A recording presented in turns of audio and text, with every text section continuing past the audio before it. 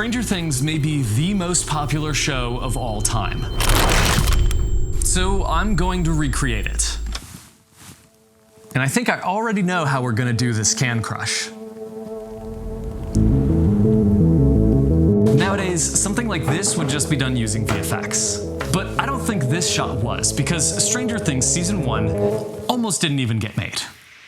When the Duffer Brothers went around pitching Stranger Things, they got rejected over 15 times because studios thought an adult show following kids wouldn't work. Until one studio finally took a chance. Netflix.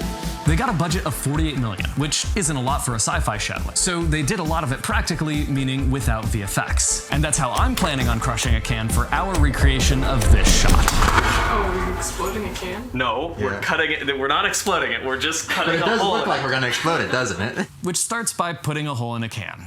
Is this a bad idea? No, I feel like it'll just pour out, but it might squirt at you. Don't want that. You might want to put on not a shirt you like a lot.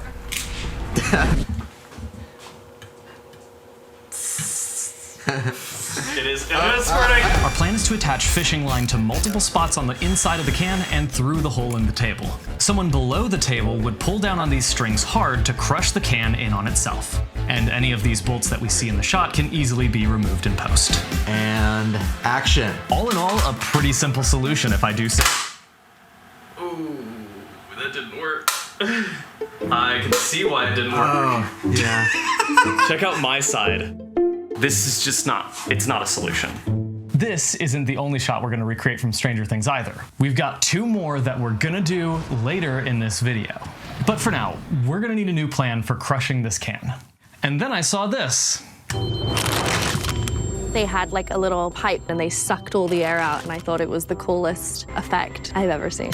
So how do we do that? Basically, the way this works is that you have to create a vacuum. That means we have to suck enough air out of the can that the pressure of the Earth's atmosphere is enough to push in on the weak aluminum walls of the can, crushing it. That may sound really difficult, but it actually might not be. Finding the way to create a vacuum is pretty easy. Although, no, you can't just use a vacuum cleaner. An air compressor is probably what they used, but I didn't have one, and we thought there might be an even easier way. Whoa. We found this water pump at the store, which might work. Whoa. But the real trick with any method will be creating a seal. Any gap in the system where air can get back into the can means the pressure could equalize fast enough to prevent us from reaching our critical crushing point. So we modified our pump with lots of tape, adding a PVC connector to the end of the tube. This allows us to quickly swap out cans for every take, but that means prepping a bunch of cans with PVC pipes at the bottom using construction adhesive to seal them. It honestly could get really complex really fast, but we still need to know if this pump will even work. Okay, go for it. 3, 2, 1. Whoa. Wow! Whoa. It worked! And a second test confirmed it. Go for it. This was gonna be super easy. That did not take that much time to figure out. Now we just needed the other parts of the shot, like the brain monitor thing, which my friend Anna made out of earbud cables and brown rubber tubes. Yo, that is real cool. And it looked almost exactly like the one in the show. We needed to make the hole in the table larger. Here we go. Whoa. Then spray paint it silver. I ordered a hospital gown, and for this tile wall, we decided to draw them onto the walls of my garage by hand, which worked surprisingly well. I grabbed Jacob, who already has a shaved head, to be 11. Then we set up lighting, put the camera on a dolly, and put our first can into place. Action. I cued the can crush, Can. and we got the shot Okay, cutting. first take. That worked was a extraordinarily good crush. well. Wow. And rather than show you now, I am going to wait till the end of the video to show you all 3 shots that we recreated from Stranger Things. So, I guess it's on to shot 2. The first shot may have been really easy, but this next one won't be. To pull this shot off, we're first going to need the environment, meaning the upside down. Then find a way to match these flashes of lightning. And finally, of course, we'll need to add the mind flayer. So to do all that, we're gonna actually turn it to one of my favorite filmmaking techniques: miniatures. Miniatures have been used in filmmaking for a really long time, allowing filmmakers to take small things and make them look big using camera tricks. And I'm obsessed. Like, all these little pieces in strategy board games, they're just so satisfying. Then seeing behind the scenes from The Lord of the Rings and Star Wars, I realized I could combine my love for miniatures with filmmaking to achieve things I could never do before. And this shot is one of those. So let's get started by building the Upside Down.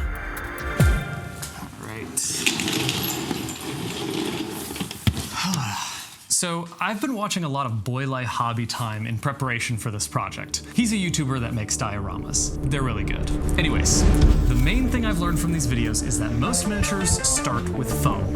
We'll make this landscape in layers. The first layer will be our base. Then we'll add a second layer to be our hill. We need to cut the foam using hot wires, which means we need to wear masks. Okay. And once we have the basic layout, we'll shape it into a hill, one chunk at a time.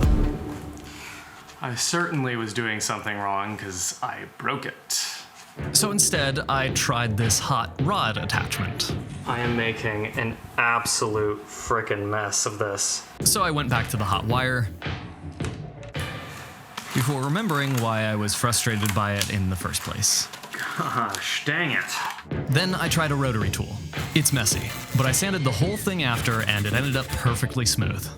Okay, now that we have that taken care of, let's get back to the plan, which I made with the sponsor of this video, Milanote. We can't make videos without sponsors like this, but with Milanote, I've actually been using it long before they ever sponsored the channel. Milanote is a fantastic tool for organizing your creative projects. I think of it sort of like a digital corkboard.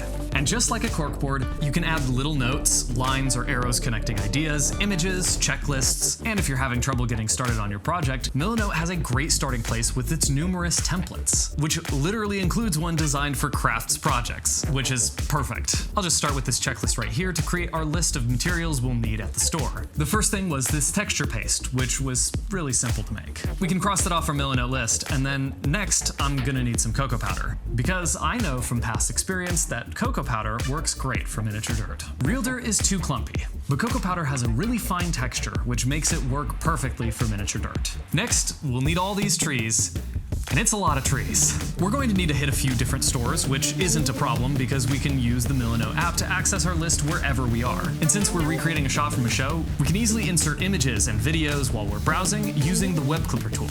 Then add those images and videos to our board later, which is a lot more convenient than copying and pasting or screenshotting. And then I can share all that information with my team using the collaboration feature, either to just view or to edit. You can sign up for Milanote for free with no time limit by clicking the link in the description. And with all our materials at hand now, it's time to make some trees. We can't just use the tree armatures we bought alone. This doesn't look much like a tree. Instead, we'll take smaller tree armatures and hot glue them onto the larger trees, giving us something that looks a lot better. It has been 2 hours of this. But the trees took a long time.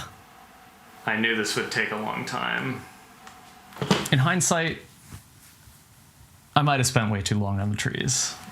Based on what I'm seeing here, we will need 30 to 50 more trees.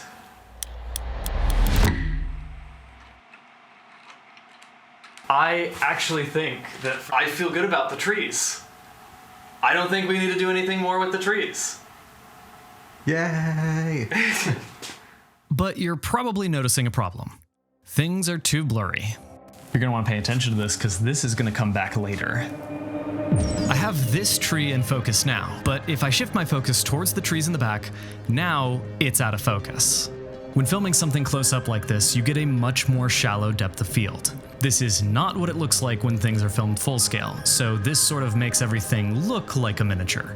But there's a way to fix this. Filmmakers counteract this effect by adjusting something called aperture on their lens. The more closed the aperture is, the more stuff is in focus. But that means everything gets way darker, since there's now less light coming into the lens. So, it's time to talk about lighting. There's really just two main lighting setups for this shot. This dark ambient light, and then these flashes of lightning. The ambient light wasn't hard. We just used an Amaran 300C diffused above the whole thing. The harder part is definitely the lightning, but I've got an idea for that. There's something called LED filament, which is basically just a string of light. It's gonna be perfect for lightning. We'll just need to power it ourselves by using wires and battery packs and soldering, which I've never done before. But, okay, so what filament did this come with? What do you mean, what filament? And that's why I'm asking my brother for help. Hey! It's not burning, so that's good. We'll set up 3 filaments, and each one will be one of the 3 lightning bolts in the scene. Oh, now that is cool. Casting red light onto the miniature, just like the lightning in the shot. And then later on, I'll paint them out and replace them with the lightning bolt. But we had just one problem. I mean, I would love to double up, because this is very dim. The lightning isn't bright enough. I told you closing the aperture would come back later. So, how are we gonna make things brighter? The lightning is the brightest thing in this shot, obviously. Only problem is we can't make our lightning brighter. There's no real way to adjust the brightness of these filaments. The solution would then be to dim all the other lights to make the filament brighter by comparison. But then the shot is overall too dark, and we can't brighten up our camera without getting more noise. So if we can't make a single filament brighter, the only solution is multiple filaments. By putting all 3 filaments together, we triple the brightness of our lightning. Although this still wasn't enough, so I bought 3 more filaments that we added later. Then we can assist the filaments by adding an Amaran PT1C hidden behind the trees, and adding an Amaran Ace to our crossbeam to shine onto the miniature. This magnetic grid helps with controlling that really easily. But now, since we're using all of our filaments for one lightning bolt, what are we gonna do for the other 2? Well, I've got a plan for that. We don't actually need all 3 lightning bolts set up at the same time if we film in passes. Since the camera isn't moving, we get a shot with the filaments in the 3 different spots for each flash of lightning. In post, I'll just cut all these shots together to get the whole scene. So that's the plan. Now we just have step 3 left, the Mind Flayer. Okay, 1 second. Holy crap. Oh, wow, it looks cool. Oh my Really goodness. exciting, guys. And since Anna made it, I'll let her explain how she did it. He is just made of fairly thick gauge wire. Then I covered that in just foam clay, which is a super cheap material. You can get at pretty much any craft store. And that was pretty much the whole build. And now that we have our Mind Flayer in place, we can start shooting. Our first pass is just this ambient lighting. Haze is the key to getting the Mind Flayer to blend into the background. We needed a lot of haze to do that. And with a little smoke in front, he became invisible. Our next 3 passes were pretty much the same. We were quickly able to move the lights around to get the lightning strikes in 3 different places. And after that, all that was left was VFX.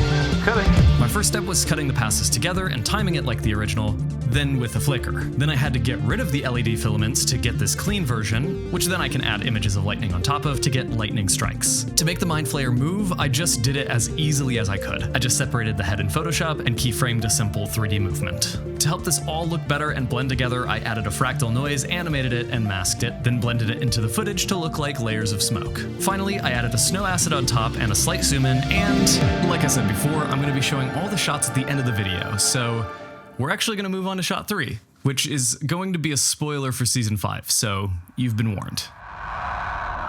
One of the most memorable moments from season 5 is this epic reveal of Will the Sorcerer. Even if the rest of the season was disappointing. There's a lot of little details in this shot, but let's focus on some of the key ones. The first being the camera.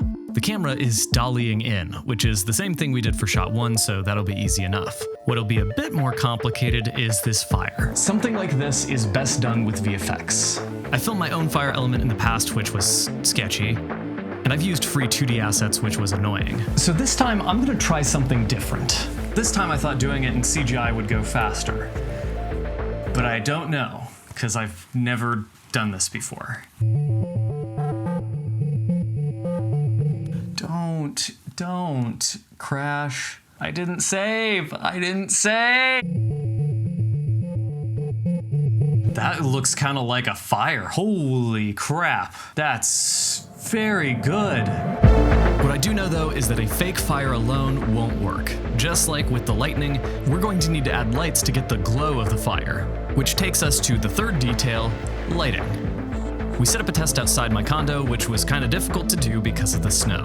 Michigan. We'll need a really bright light for our fire, then we'll need a slight flickering warm light off to the side and a teal flickering light above. I really hope we'll be able to find a warmer day for filming. Next is obviously the eyes. Despite this being a pretty easy effect to do in post, I thought it'd be a lot more fun to actually buy some white contacts. So we went out to a theater store in the city to get some. They didn't have it, so we didn't get any footage. They just didn't have them, so yeah. So I just ordered some online. Finally, we're definitely going to need a different location than outside my condo to film at. Ideally, a large parking lot. So I made a few calls, and before long, we had our shoot scheduled. all right, let's go. And lucky for us, the weather got uncharacteristically warm the week of our shoot. I do prefer this to snow. Yeah, it's not cold at all. Yeah, no. So much so that it was actually gonna be raining. But I knew this before the shoot, so I was prepared. I brought out a canopy to protect the camera when filming the shot. I also brought out some umbrellas to keep people dry. I was determined to shoot that night. I started getting the lights in place while the rain kept picking up. Oh, whoa, whoa, whoa. An Amaran Ray 120C with a softbox as the key light set to flicker like a fire. An Amaran Ray 360C up high as the backlight. For most shoots in the rain, I just put bags around these lights to protect them, but the Amaran Ray lights are weather resistant, which I was very glad to have for this shoot. And finally, for the fire, we brought out the brightest light I own, the Amaran Ray 660C. We have it shooting into this white sheet to create as big of a light as possible since the fire is big in the shot. Dude, that's crazy. And at this point, the rain had picked up a lot. This is crazy. And then I saw lightning. So that was lightning. We gotta hurry up. Contacts in, we can start shooting. Contact. The last step was putting in the white contacts. I wear contacts every day, but I was pretty nervous about these ones. Oh man. Holy crap, I won't be able to see anything. And yeah, I could barely see. Wow, that's pretty freaky. But it looked awesome. I'm glad we're doing this practically. Yeah. Well, you're going the wrong way. I can't see anything. It was pouring rain. A thunderstorm in January. Michigan. Whoa. Whoa. That was close. That was very close. We're gonna hear it soon. Whoa. It was time to get the shot. Couple takes. Okay. Action. The rain made everything far more difficult. But it really added to the dramatic effect. I had a blast filming this one. I like that one. I like that one a lot. Yeah, okay. And of course, here are our 3 recreations from Stranger Things.